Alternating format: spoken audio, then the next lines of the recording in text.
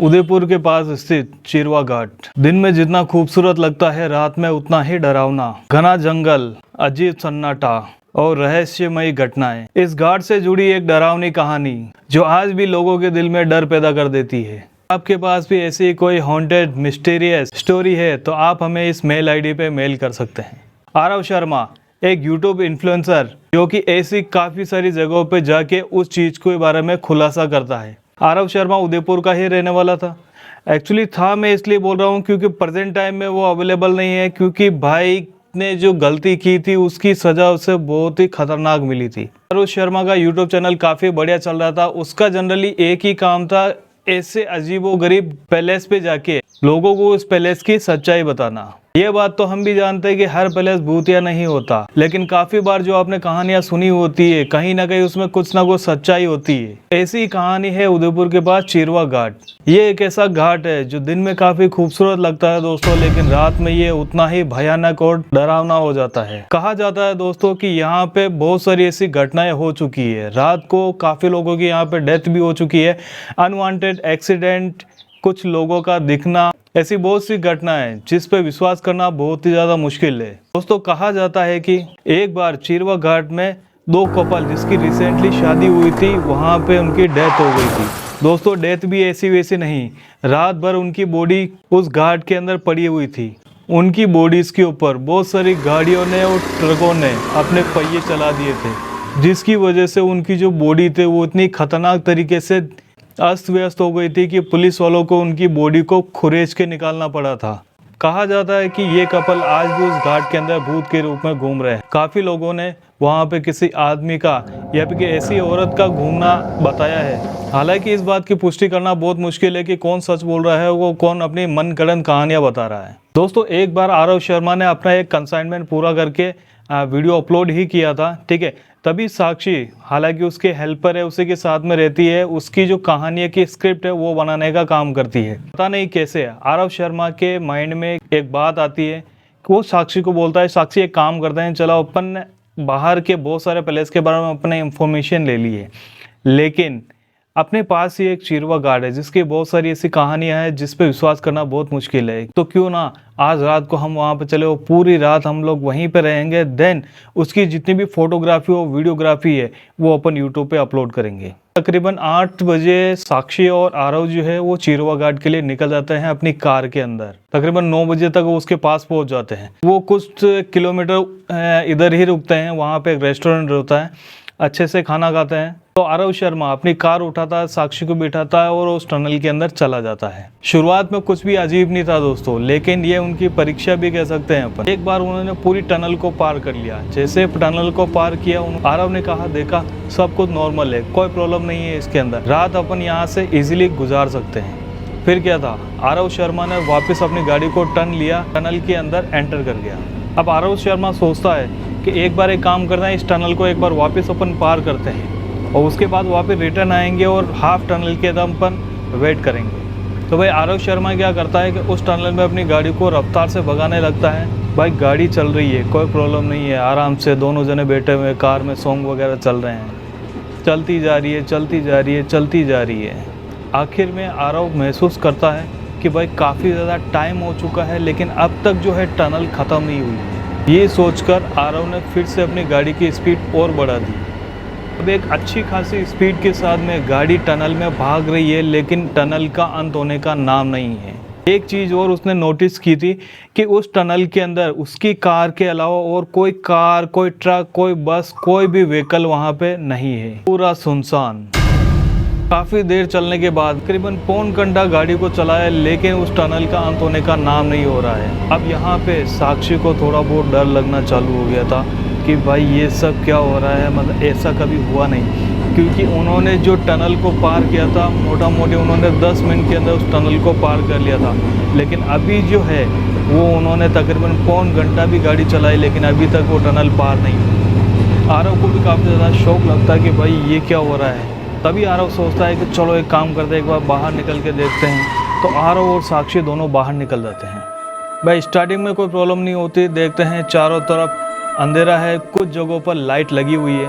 आरव और साक्षी थोड़ा सा आगे बढ़ते हैं वो देखने की कोशिश करते हैं कि आखिरकार कोई गाड़ी वगैरह आ रही हो, तो अचानक आरव शर्मा को किसी बड़े व्हीकल के आने की आवाज़ आती है और आवाज़ इतनी फास्ट थी उसे लगा कि जस्ट उसके पीछे आ ही चुकी है। दोनों मिलके अचानक पीछे मुड़ते हैं तो देखते हैं कि एक बहुत बड़ी ट्रक उनकी तरफ बढ़ रही है। भाई ये देख के दोनों के हाथ पैर सूज जाते हैं और दोनों जो है अपने चेहरों को ढक लेते हैं। आरव यहाँ पे जैसे ही अपना हाथ हटाता है वो देखता है कि वहाँ पे कोई ट्रक नहीं है।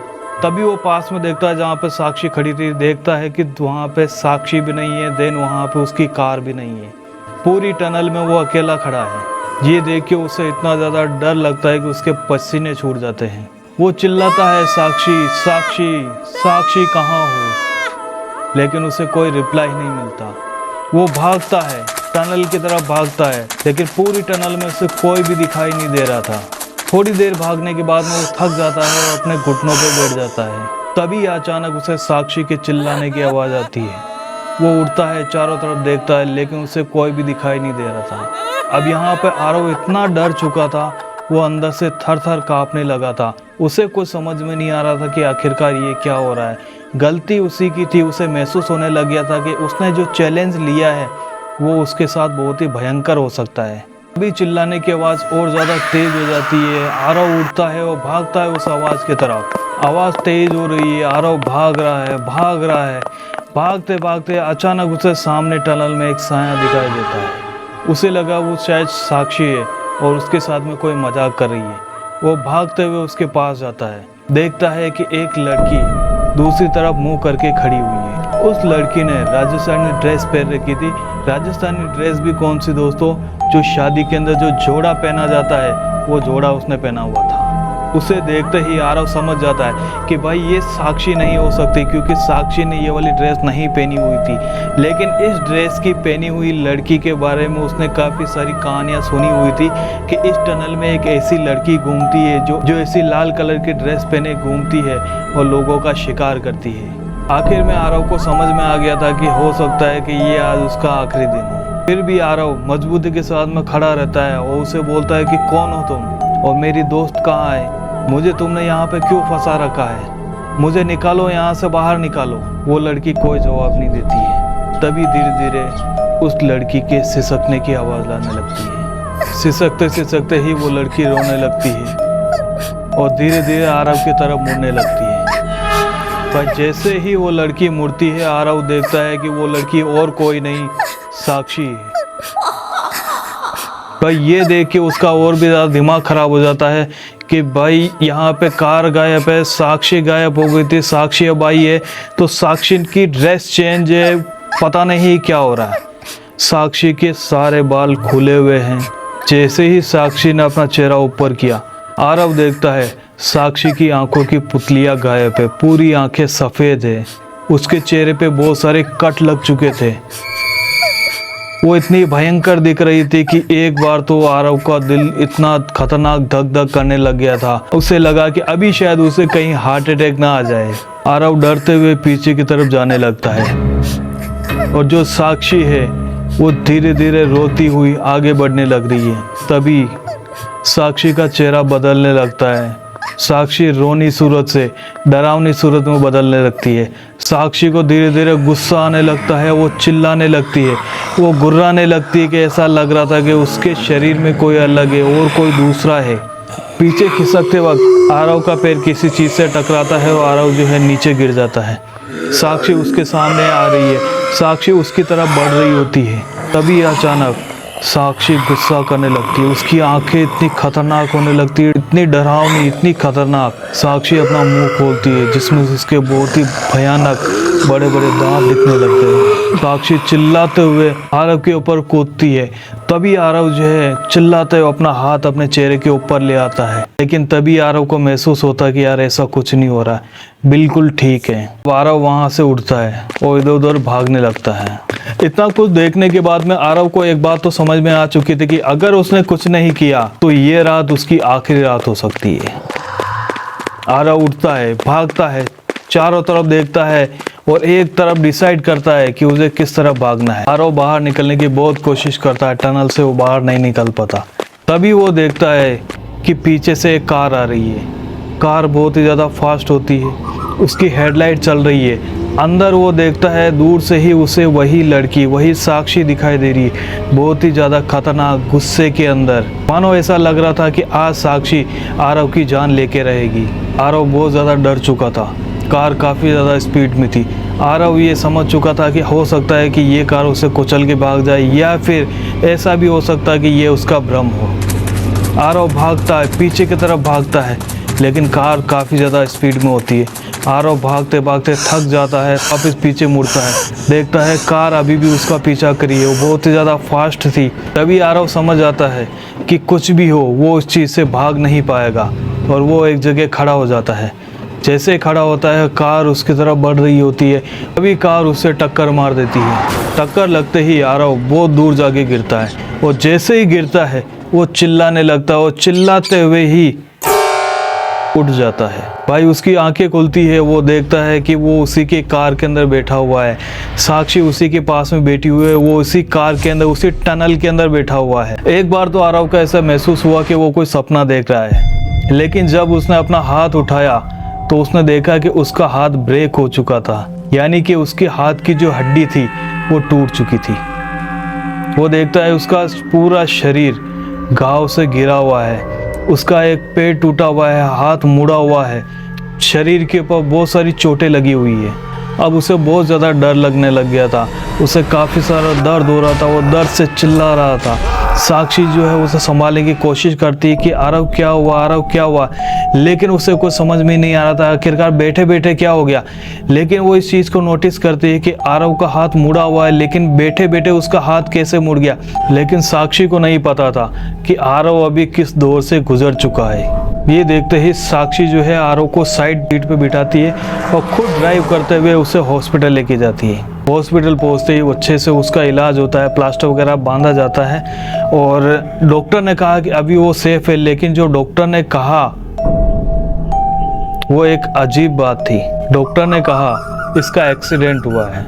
साक्षी ने उन्हें बहुत समझाने की कोशिश की कि डॉक्टर साहब इसका कोई एक्सीडेंट नहीं हुआ है, हम दोनों कार में ही बैठे हुए थे, लेकिन बैठे बैठे ही पता नहीं उसका पैर मुड़ गया, उसका हाथ मुड़ गया। साक्षी बहुत समझाने की कोशिश करती, लेकिन इस पर विश्वास करना बहुत ही मुश्किल था। आखिर में आरव को होश आता है।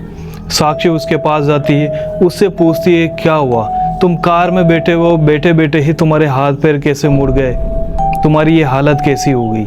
तभी आरव ने वो हर एक सच्चाई बताई जो भी उसने देखा था, कि किस तरीके से कार गायब हुई, साक्षी गायब हुई, रोड के ऊपर ट्रक के साथ में उसका एक्सीडेंट होने वाला था। आखिरकार लास्ट में उसे जो औरत दिखी, देन उसका जो कार से एक्सीडेंट हुआ, वो हर एक बात उसने बताई। साक्षी को बहुत अजीब महसूस हुआ कि आखिरकार ये कैसे हो सकता है, लेकिन इस बात को भी नहीं झुकला सकती थी कि कार के अंदर बैठे बैठे ही आरव की हालत ऐसी कैसे हो गई। कहीं ना कहीं कुछ ना कुछ तो था वहाँ पे। तभी आरव का धीरे धीरे दम घुटने लगता है। साक्षी देखती है कि ये सब क्या हो रहा है। साक्षी भाग के जाती है डॉक्टर के पास, डॉक्टर को बुला के लेके आती है। डॉक्टर देखता है कि उसकी हार्ट बीट बढ़ी हुई है, ब्लड प्रेशर काफ़ी ज़्यादा हाई है। डॉक्टर इंजेक्शन लगाने की कोशिश करता है, लेकिन इंजेक्शन लगाने से पहले ही आरव अपना दम तोड़ चुका था। भाई ये देखते ही साक्षी के होश उड़ जाते हैं कि भाई ये क्या हो गया। मतलब कुछ ही देर में, मात्र 2 घंटे के अंदर इन दोनों की ज़िंदगी तबाह हो चुकी थी। तो दोस्तों, अगर आपके आसपास में भी इस तरीके की कोई हॉन्टेड पैलेस है, तो वहाँ पे जाके एक्सपेरिमेंट करने से अच्छा है आप घर में ही रहें। माना कि हर जगह हॉन्टेड नहीं होती, लेकिन कुछ जगह ऐसी होती है जो अपने सीने में कुछ राज दबाए रहती है। और अगर आपने अब तक हमारे चैनल को सब्सक्राइब नहीं किया तो please like, share and subscribe ज़रूर करें।